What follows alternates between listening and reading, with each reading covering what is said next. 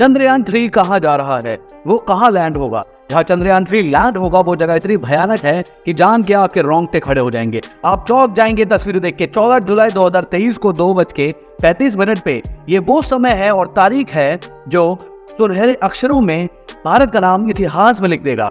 अपने मिशन को पूरे करने के सपने को लेकर चंद्रयान 3 निकल चुका है, लेकिन अभी भी चंद्रयान 2 की तस्वीरें अभी भी लोगों के दिमाग में हैं। मगर इस बार भी चंद्रयान 3 चांद के डार्क साइड पे लैंड करने की कोशिश करेगा। क्यों भारत बार बार उसी जगह पे लैंड करने की कोशिश करता रहता है? क्यों भारत ऐसा सोचता है कि क्या है चंद्रमा की डार्क साइड पे, और वो जगह क्यों इतनी भयानक है कि बार बार कोशिश करने के बावजूद भी वहां पे लैंड नहीं हो पा रहा है चंद्रयान। और इवन इंडिया का ही नहीं, बहुत सारे और देशों ने भी कोशिश की है, मगर डार्क साइड तक पहुंचना बहुत मुश्किल साबित हुआ है। आज इस वीडियो में इन सारे सवालों के आंसर्स आपको मिलेंगे, तो बने रहिए इस वीडियो में एंड तक। और सब्सक्राइब नहीं किया तो please subscribe, channel bell icon दबाना मत भूलना। चांद पृथ्वी से 3,84,000 किलोमीटर की दूरी पर है। अर्थ का एक सैटेलाइट है चांद। जी हाँ दोस्तों, आपने सही समझा, चांद एक नेचुरल सैटेलाइट है। देखिए, सैटेलाइट वो चीज होती है जो किसी भी प्लैनेट के आसपास चक्कर लगाती है, यानी कि घूमती है। वैसे ही चंद्रमा है जो कि पृथ्वी के चक्कर लगाता है, इसलिए चंद्रमा एक नेचुरल सैटेलाइट है जिसको किसी इंसान ने नहीं बनाया, वो खुद ब खुद प्रकृति की वजह से वहां पे मौजूद है। 20 जुलाई 1969 को नील आर्मस्ट्रॉन्ग ने पहला कदम चांद पर रखा था। तभी से इंसान चंद्रमा के रहस्यों को सुलझाने में लगा है। पहला सवाल ये है कि चांद की उत्पत्ति कैसे हुई। आज से 4.5 अरब साल पहले हुई थी चांद की उत्पत्ति। जी हाँ दोस्तों, पृथ्वी भी खुद को तब अपना रूप बना रही थी, अपने आप को फॉर्म कर रही थी, क्योंकि पृथ्वी भी इतने सालों पहले बहुत आधी अधूरी थी। आज के मुकाबले बहुत ही अलग थी, आधी अधूरी थी। कई सारी चीजें वहां नहीं थी, पेड़ पौधे जीव जंतु नहीं थे, वो बस एक पत्थर का ग्रह था। थुआन नाम का एक विशाल ग्रह पृथ्वी से टकराया था। जी हाँ दोस्तों, आपने सही सुना कि थुआन नाम का एक विशाल ग्रह पृथ्वी से टकराया था। ये मार्स यानी कि मंगल ग्रह जितना विशाल था। ऐसा बताया जाता है कि 15 किलोमीटर पर सेकंड की रफ्तार से वो जब पृथ्वी की ओर बढ़ा और वो इतनी जोर से टकराया कि पृथ्वी उथल पुथल हो गई। वो टक्कर इतनी भयानक थी कि पृथ्वी का रंग रूप ही बदल गया। इसकी वजह से उनकी कोल्यूशन के टुकड़े पूरे स्पेस में फैल गए और ग्रेविटेशनल फोर्स की वजह से एक दूसरे से जुड़ते गए। आगे चल के ये पिंड, ये टुकड़े ही एक दूसरे के साथ मिलकर चांद बन गया। जी हाँ दोस्तों, आपने सही सुना, ऐसे हुई थी चंद्रमा की फॉर्मेशन। लेकिन अभी कहानी अधूरी है।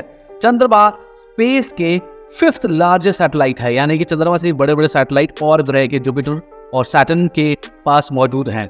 साउथ अफ्रीका के एरिया जितना बड़ा है चंद्रमा।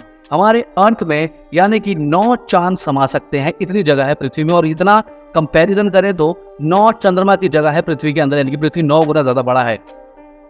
सबको लगता है कि चांद गोलाकार है, लेकिन ऐसा बस लगता है, लेकिन ये गोल नहीं है बल्कि अंडाकार है, जिसे इंग्लिश में ओवल भी कहते हैं।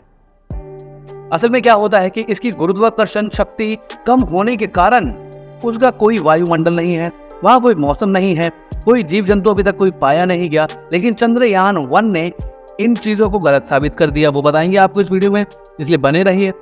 दिन में चंद्रमा का टेम्परेचर 180 डिग्री सेल्सियस होता है और रात को -153 डिग्री सेल्सियस हो जाता है। हो गए ना हैरान, इतना गर्म और इतना सर्दी वाला टेम्परेचर होता है चांद का। अपनी रोशनी नहीं होती चंद्रमा की, लेकिन फिर भी रोशन करता रहता है पृथ्वी को रात में। ऐसा क्यों? क्योंकि वो सूरज की रोशनी को बस रिफ्लेक्ट करता है, क्योंकि वो सैटेलाइट है, वो स्टार नहीं है। सिर्फ स्टार्स की, जो हमारी गैलेक्सी में और हमारे यूनिवर्स में जो स्टार्स हैं उन्हीं की खुद की लाइट होती है, सैटेलाइट्स की नहीं होती है।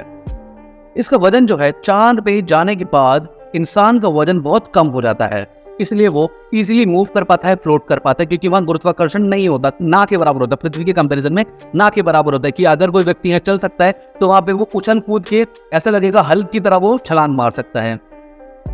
जब सूर्य और पृथ्वी के बीच में चांद आ जाता है तो उसे चंद्र ग्रहण कहते हैं, क्योंकि उसकी वजह से पृथ्वी की एक जगह पे रोशनी नहीं पड़ती है, वहां पे अंधेरा छा जाता है। उस समय धरती पर ऐसा लगता है कि मानो कोई रोशनी ही नहीं है स्पेस से आने वाली। लेकिन दोस्तों, चांद में न जाने कितने रहस्य छुपे हुए हैं। हमें पता तो है कि ये सोलर एक्लिप्स है, लूनर एक्लिप्स है, चंद्रमा का वजन कितना, लेकिन दोस्तों इतने सारे रहस्य हैं ना कि आप सोच भी नहीं सकते। नासा के और इसरो के साइंटिस्ट अभी तक सर खुजा रहे हैं कि चंद्रमा में आखिर है क्या। इसलिए इतने अरबों रुपए लगा के, करोड़ों रुपए लगा के कभी कोई हम चंद्रयान भेज रहे हैं और कभी नासा वाले कोई और अपने रॉकेट भेज रहे हैं, लेकिन उसके बावजूद भी वो रहस्य सॉल्व नहीं हो पा रहे। चांद का डार्क साइड सबसे बड़ा रहस्य बना हुआ है अभी तक, यानी कि चांद का वो हिस्सा जहां पे अंधेरा रहता है, धरती से दिखाई नहीं देता, लेकिन उसको फार साइड भी कहा जाता है। डार्क साइड का मतलब क्या होता है? लोगों को लगेगा कि डार्क साइड यानी कि अंधेरे वाली जगह, लेकिन वहां पे भी पहले सूरज की रोशनी पड़ती थी, लेकिन फिर उसको डार्क साइड क्यों कहते हैं? गौर से सुनिएगा दोस्तों। दरअसल टाइडल फोर्स के जरिए चंद्रमा पृथ्वी से जुड़ा हुआ है। ये खास तरह से एक बंधन में पृथ्वी के साथ जुड़ा हुआ है, जिसकी वजह से जितना समय चांद को अपनी ऑर्बिट में घूमने में लगता है, उतने ही समय में वो पृथ्वी का एक चक्कर लगा लेता है।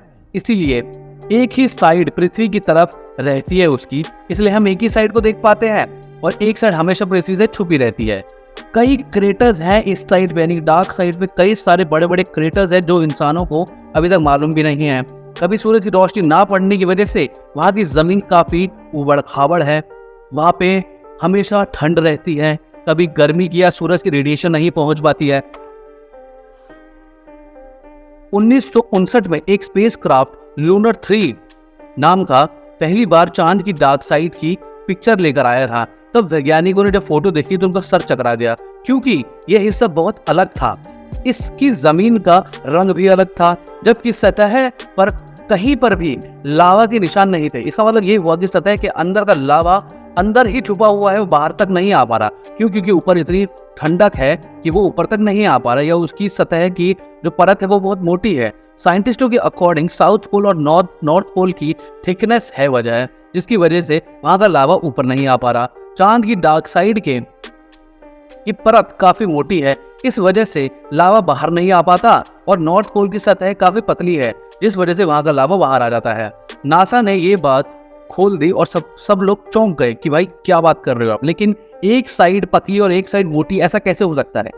एडवांस सुपर कंप्यूटर की जब मदद ली साइंटिस्ट ने और उससे जब जवाब मांगा, उसको सारी इंफॉर्मेशन दी और जब उसकी जरिए इन सवालों को हल करने की कोशिश की, तब जो सामने आया आप हैरान हो जाएंगे।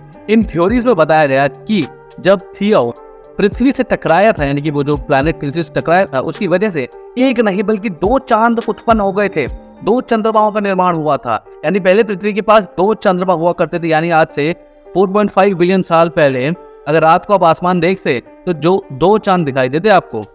समय के साथ नजदीक आते गए दोनों चंद्रमा एक दूसरे के, और दोनों एक दूसरे में समा गए और इस कदर के वो एक हो गए। छोटा वाला चांद जो था वो अभी के चंद्रमा के डार्क साइड में मिल गया। इसी वजह से यहाँ की चौड़ाई ज्यादा है और यहाँ की जो परत है वो भी मोटी है। चांद के इस हिस्से में आंधियां भी चलती हैं और गहरे क्रेटर्स हैं। यहाँ का रास्ता उबड़ खाबड़ है और टेम्परेचर बहुत लो रहता है, बहुत सर्दी होती है। स्पेसक्राफ्ट की लैंडिंग भी आसान नहीं होती दोस्तों। यहाँ पे यही वो जगह है जहाँ पे चंद्रयान 1 के मिशन में पानी की खोज करी गई थी। यहाँ तापमान कम होने की वजह से बर्फ मिलने की भी संभावनाएं हैं। सूरज की रेडिएशन नहीं पहुंच पाती यहाँ पे, इसी वजह से यहाँ पे जीवन भी हो सकता है दोस्तों। इसीलिए बार बार इसरो वहाँ की रिसर्च करना चाहता है और बार बार चंद्रयान वहाँ पे भेजता है, क्यों? उसे लगता है कि वहाँ पे जीवन हो सकता है। और दोस्तों इस वीडियो को ज्यादा से ज्यादा शेयर कीजिए ट्विटर पे, व्हाट्सएप पे, यूट्यूब पे, इंस्टाग्राम पे, ताकि ये सारी जानकारी हर एक व्यक्ति तक पहुंचे। फिर मिलेंगे दोस्तों अगली वीडियो में।